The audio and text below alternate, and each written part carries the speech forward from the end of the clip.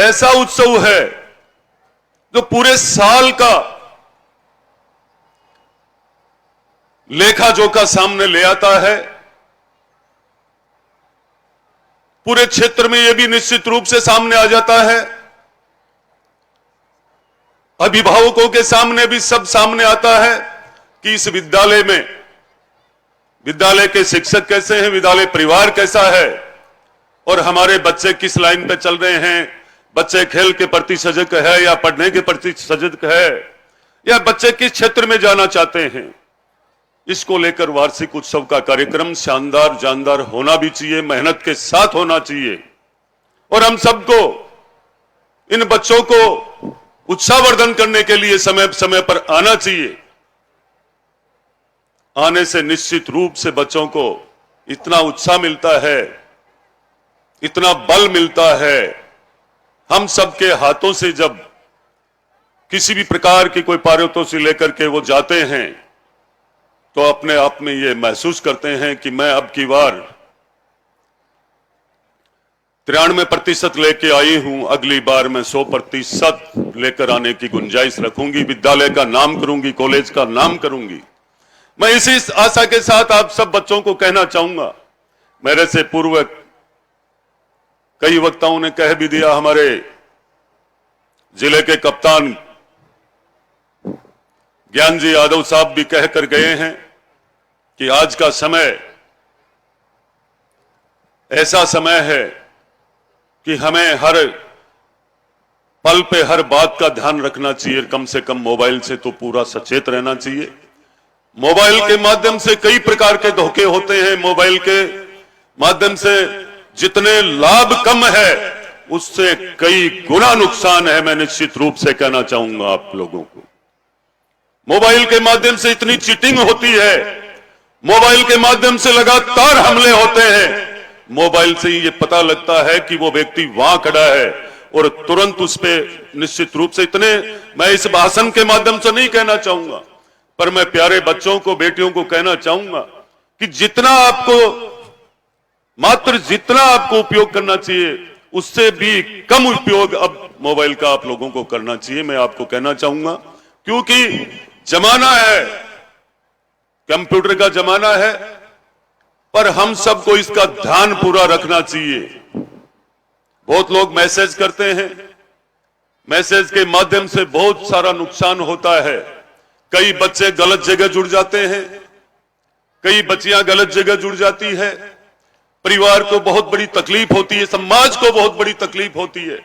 इसलिए मैं निश्चित रूप से आज के इस वार्षिक उत्सव में यही कहना चाहूंगा जितने भी अभिभावक पधारे हुए हैं उनको कि हमारे बच्चों पे निश्चित रूप से ध्यान रखना चाहिए कि हमारा बच्चा अनुशासन में, बड़े बुजुर्गों का मान सम्मान, समय पे पढ़ने के लिए समय पे घर पे आ नहीं रहे हैं क्या, और क्या विद्यालय के पढ़ने वाले बच्चे विद्यालय परिवार से पूरा जुड़ करके और क्या अपने गुरुजनों का मान सम्मान और पूरी आदर भाव के साथ प्रेरणा लेकर के लगातार शिक्षा ग्रहण कर रहे हैं क्या, ये मैं आप सबसे कहना चाहूंगा।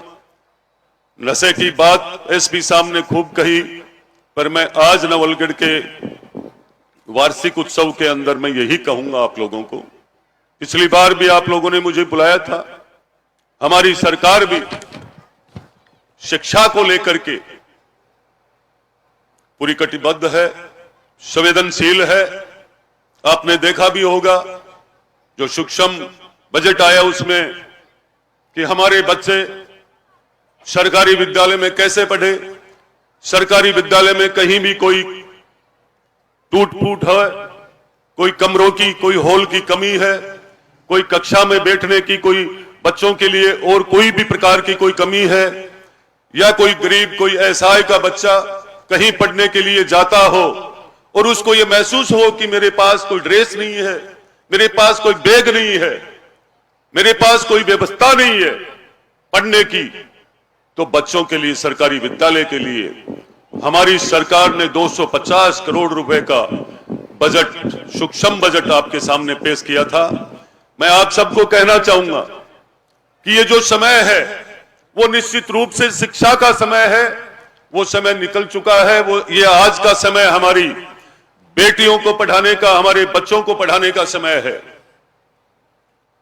तो इस पे मैं जालान परिवार को यही कहना चाहूंगा कि आपने मुझे कहा था, अभी मुझे ध्यान है सिर्फ गर्ल्स कॉलेज इस नवलगढ़ में एक ही है।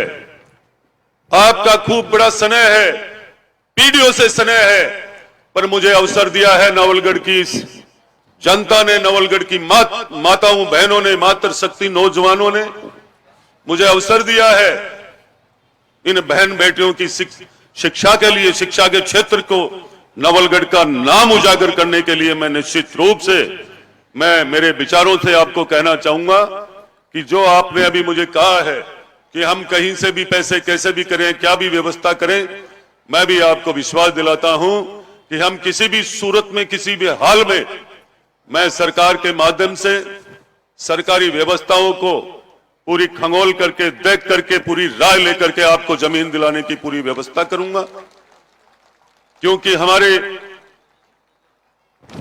जो जनता ने मुझे समय दिया है 5 साल का इस नवलगढ़ की सेवा करने का, काम करने का, और आज राजस्थान में सरकार भी है और मैं इस करने के योग्य आप सबके आशीर्वाद से ही बना हूं, तो मैं निश्चित रूप से पूरी कोशिश करूंगा। जो कहता हूं वो करता हूं, और करने का प्रयास मैं उसी दिन से लग जाता हूं जिस दिन से मुझे तय किया जाता है कि ये काम करना है। मैं भूलता नहीं हूं।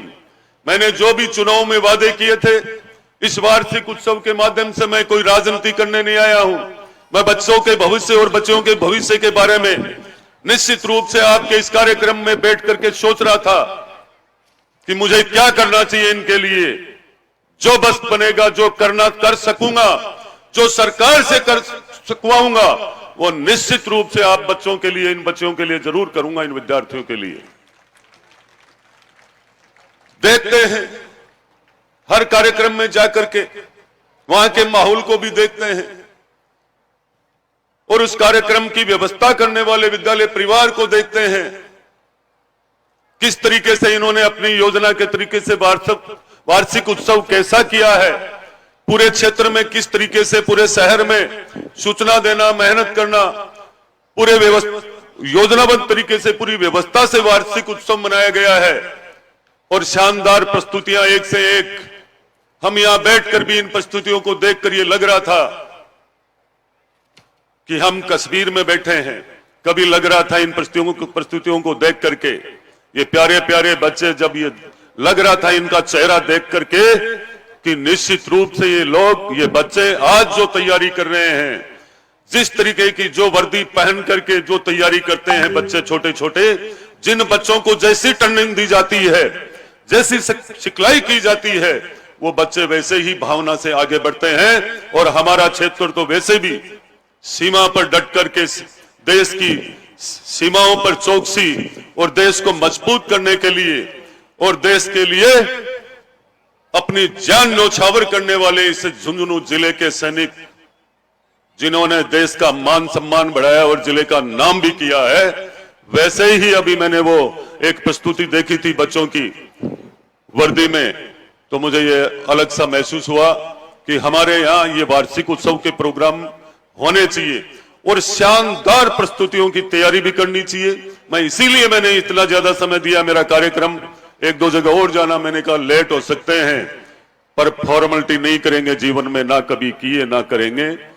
और यही कहना चाहूंगा कि आप लोगों के लिए एक सेवक के रूप में हूं मैं। विधायक मात्र सिस्टम में बना हूं, पर मैं सेवक था और सेवक ही रहूंगा। आज भी मैंने जो पिछली बार चुनाव से पहले जितने वादे किए थे, मैं उन्हीं तरीके से लग रहा हूं।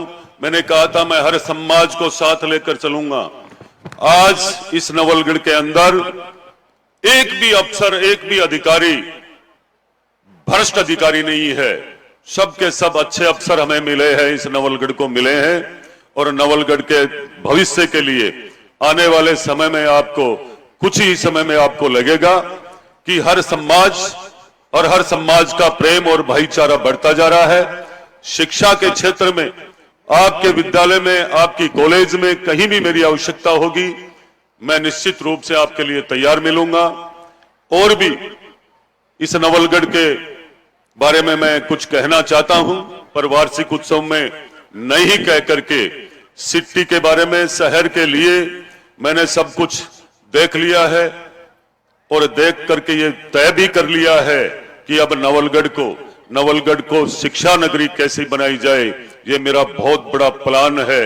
इस प्लान में नवलगढ़ को बिजली, रोड, पानी, रास्ते, कोई भी आवागमन के साधन, व्यवस्थाएं, इनमें कमी नहीं रहेगी और निश्चित रूप से नवलगढ़ के अंदर सुशासन मिलेगा।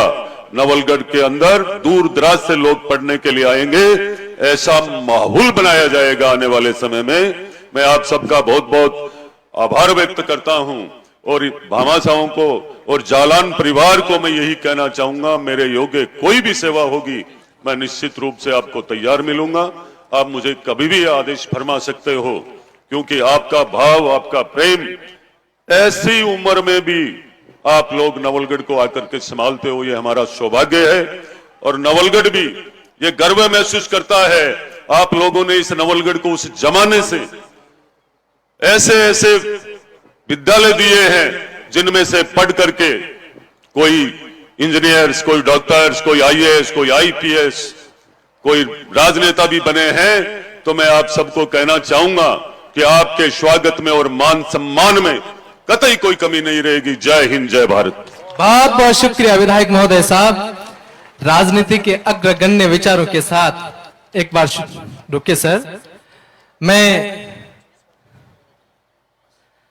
तीनों संस्थाओं के संस्था प्रधान और प्रशासनिक अधिकारियों को और वाइस प्रेसिडेंट सर,